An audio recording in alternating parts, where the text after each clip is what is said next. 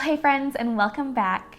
Today, I want to share with you 10 minimalist habits that can help you to simplify and transform your life. Creating healthy, positive habits is one of the biggest things that we can do to help build and maintain the life that we want to create. Whether that's with our health, our finances, our possessions, it's only when we shift our habits and our lifestyle that we can really begin to see real, sustained change. And so today, I want to share with you 10 habits that have really had a tremendous impact in helping to keep my life and my surroundings more simple and minimal. So with that in mind, if you haven't already, make sure to hit that subscribe button below for more simple and intentional living videos coming at you twice a week.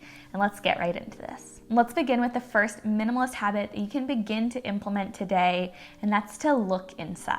And in the past, I've shared advice about keeping your surfaces clear and talked about how that can really help your home look and feel more minimal. But it's equally important that we're going beyond the surface level, that we're looking deeper, and that we're opening up the drawers, opening up the cabinets, and really figuring out what's inside and dealing with any potential clutter that might be in there. And what I found is that when you remove clutter from your surfaces, it looks calm. But when you deal with the clutter that's inside of your cabinets, your shelves, etc., your space begins to feel calm as well. And I think it's really important as we declutter and simplify our lives to try to look at our possessions more holistically. We need to ask not just, okay, what can I see, but what really is there, and to tackle all of it, not just kind of the surface level stuff. Okay, and then the second habit is to implement the 10-7 rule. And the 10-7 rule is something that I actually made up as I began implementing it personally, but essentially the idea behind it is that 7 days a week, you want to spend at least 10 minutes just tidying up and resetting your home. And you can either do that first thing in the morning, right as you're getting ready for the day, or at night, right before you go to bed. Over the day, we just kind of naturally use a variety of things, whether that's dishes when we're making dinner, or we might get a blanket out to snuggle up with as we watch a movie, or just things naturally get shifted around throughout the day. And so it's really important that whether it's in the morning or at night, we're taking time just to reset our space so we can kind of create a natural rhythm in our life where as things kind of get out of control, we can bring it back to a place of calm. Try setting a timer, listening to a quick podcast or a few songs, and during that 10 minutes, just do as much tidying up, as much cleaning, or even decluttering as you can. I think you'll be surprised by how much you can get done in just 10 minutes. It's just such an easy way to daily be able to maintain a sense of simplicity in your home. The next, habit number 3, is to use it up. Don't keep things lying about your house until they go bad, whether that's food, makeup, skincare, any kind of personal care items, or general consumables. Instead, make a point of either using it up or passing it on. I think a lot of times we can kind of immediately think of decluttering as, okay, that means I need to throw out and to get rid of a ton of items. And while there can be a level of donation and selling, and sometimes even throwing things out that does go into our decluttering process, I think a lot of times we kind of naturally go to that place without considering some of the other options. And I think actually just using up the items that you have and then either not replacing them or replacing it 3 different items with one can be another fantastic way that we can simplify our spaces. So using products up is a great way to kind of long tail the clutter. You might not be able to use it up in the moment, but in a few days, a few weeks, or even a few months, you will be able to use those products up and then just choose not to replace them in the future. Then habit number 4 is to make the time. And I think there are a lot of people who want to declutter or to slow down or to have all these fun experiences or to unplug, but it never really happens. The thing is, where we spend our free time tells us a lot about our priorities. And so if you want to simplify, if you want to declutter, if you want to slow down, it's really important that we reprioritize our calendars and our schedules, and we intentionally make the time to do these things. We all have the same 24 hours in a day, and it really is up to us with how we're going to spend that time. And so if you want to make a change, and especially if it's a big lifestyle change like that, you really need to begin with your schedule and saying, okay, what am I going to say no to in my life right now so that I can say yes to and to actually begin to create the life that I want. But it's really important that when we want to begin making a big life change, that we start with making time for it. And speaking of making time, one of the best things that you can make time for is your mental health. And so before we continue, I want to take a moment to thank today's sponsor, BetterHelp. Is something interfering with your happiness or preventing you from reaching your goals? I know in the past, stress and anxiety have really been a huge struggle for me, and that's where therapy can really make a difference. BetterHelp assesses your needs and matches you with your own licensed professional therapist. You can begin communicating within 48 hours. It's not a crisis line, it's not self-help, it's professional therapy done securely online. And there is a broad range of expertise in BetterHelp's 20,000 plus therapist network, many of which may not be locally available in many areas. And I know personally, I really appreciated being able to be matched with a therapist who had experience in some of the areas that I was struggling with. And I really felt like they were equipped to help. And the great thing about BetterHelp is the service is available to clients worldwide. So my international friends, this is for you too. You can log into your account anytime and send a message to your therapist and get a timely, thoughtful response. Plus, you can schedule weekly video or phone calls so you won't ever have to sit in an uncomfortable waiting room as with traditional therapy. And BetterHelp is really committed to facilitating great therapeutic matches. So they make it easy and free to change therapists if needed. It's more affordable than offline therapy, and financial aid is available.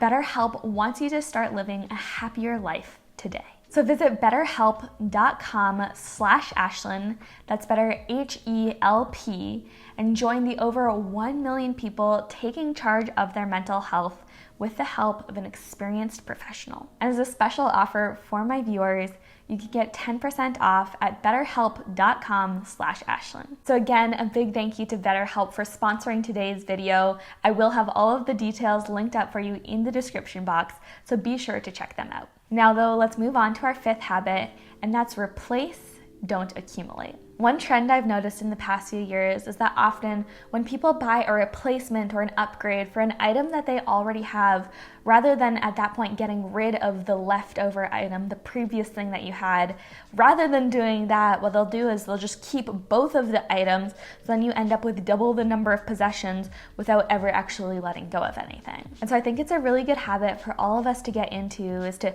as items eventually wear out, because the things that we own do wear out over time, that's just the nature of how things work. But as they wear out, we want to begin to replace them without having any type of accumulation. So you want to kind of have a one in, one out rule. So a great example of this is for Christmas, Christopher really wanted a new high quality soundbar. So I actually went out and bought him a Sonos speaker set, and they have incredible sound quality. They're something that's built to last for years. I was really excited about them. They sound phenomenal. But since I went out and bought those, we actually had 2 speakers left over.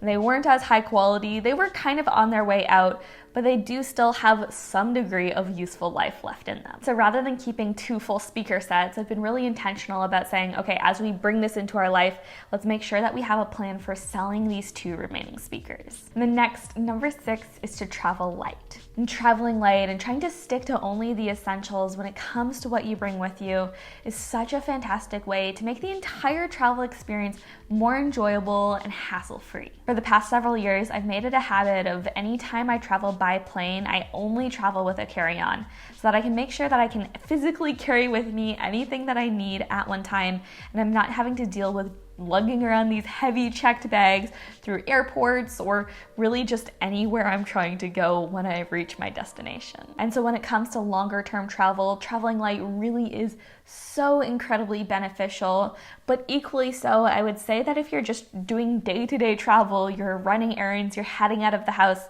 anytime you're technically out of your home, you're traveling to some extent, and I would say traveling light for those day-to-day things too can also have a huge impact. All right, number 7 is to value quality over quantity. And I feel like this is one that we've all heard at one time or another, but it really is so true. When we invest in quality, not only do those items tend to last longer, we can enjoy them more, but also we tend to need less. And there have been a few different decisions and purchases that we've made where we've chosen to invest in quality over the past few years.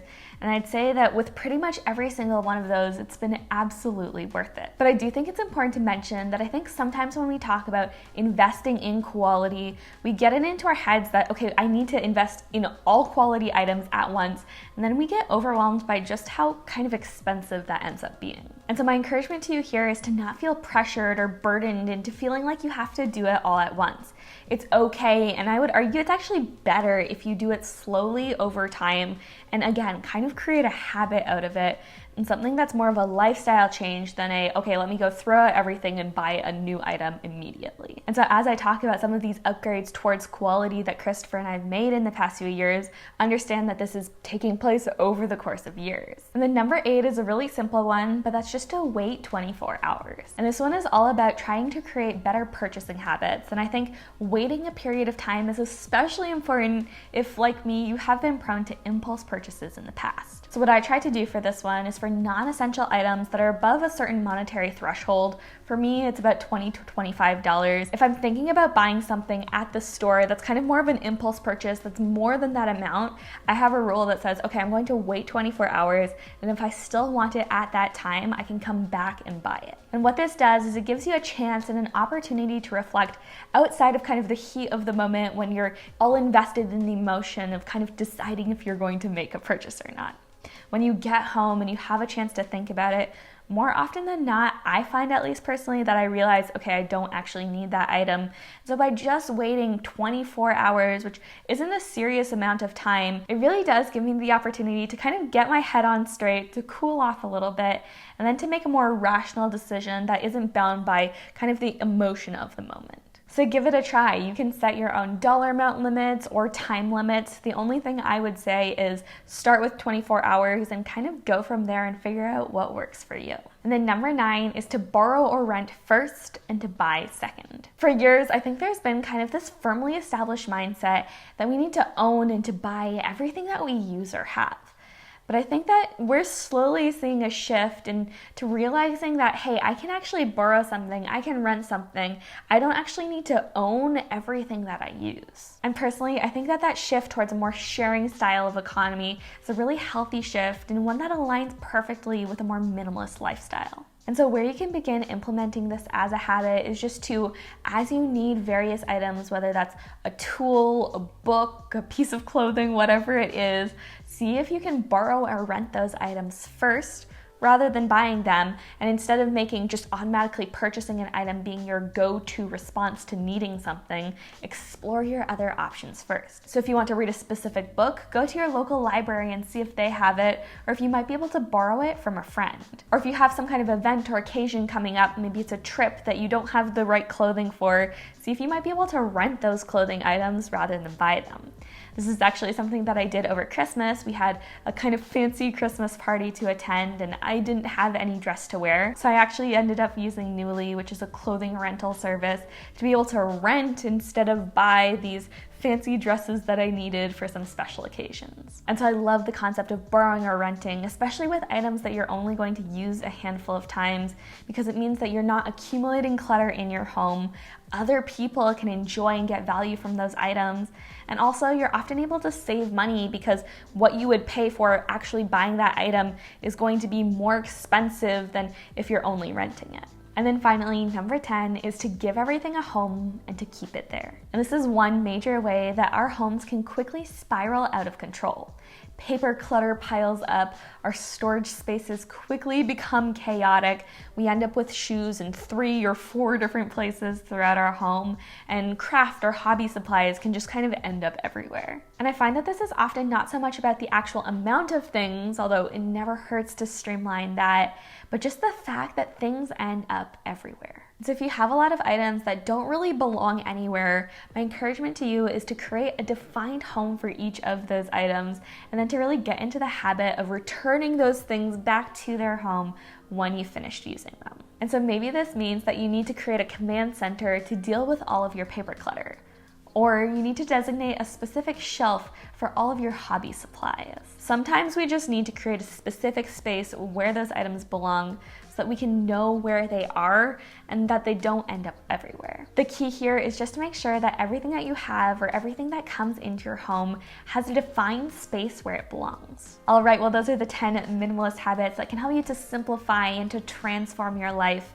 And I can definitely say from experience that each of these habits really have had a massive impact in just helping to create a life and a home for me that feels exciting, refreshing, and calm.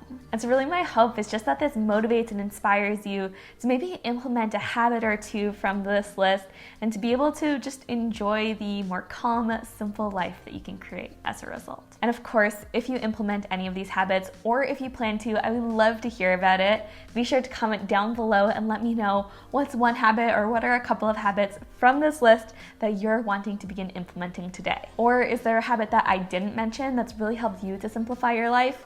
Be sure to comment down below and let me know. I would love to hear about it. And of course, as always, don't forget to give this video a like if you enjoyed it, subscribe if you haven't already for more simple and intentional living videos coming at you twice a week. That's everything I've got for you in today's video. Thank you all so much for watching. I hope you have an amazing day wherever you are, and I'll see you in the next one.